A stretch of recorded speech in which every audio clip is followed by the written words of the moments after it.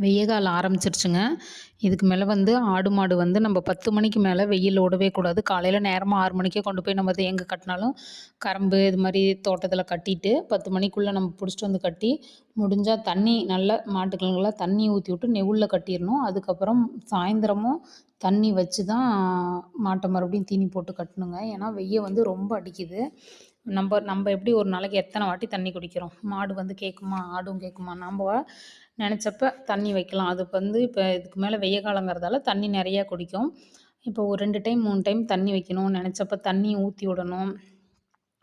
அப்பப்ப நம்ம பில்லு வந்து எந்த அளவுக்கு வேணுமாலும் போட்டுக்கலாம். அது வந்து நம்மளோட இஷ்டம். ஆனா வந்து ஆட்ட மாட்டையும் வெயில்ல விடாத எப்பயுமே ஒரு 10 மணி ஆனா சரி, புடிச்சு நெவுல்ல கட்டிறணுங்க. இல்லன்னா ஆடு, மாடுங்க வந்து வெய்ய தாங்காது.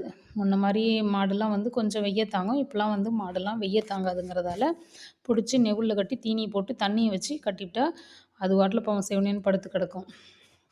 அப்புறம் நம்ம பாட்டுல நம்மளோட வேலைய பார்க்கலாங்க. கரண்டி வந்து புது கரண்டிய இந்த ஸ்டிக்கர் கேஸ்ல காமிச்சா, அந்த ஸ்டிக்கர்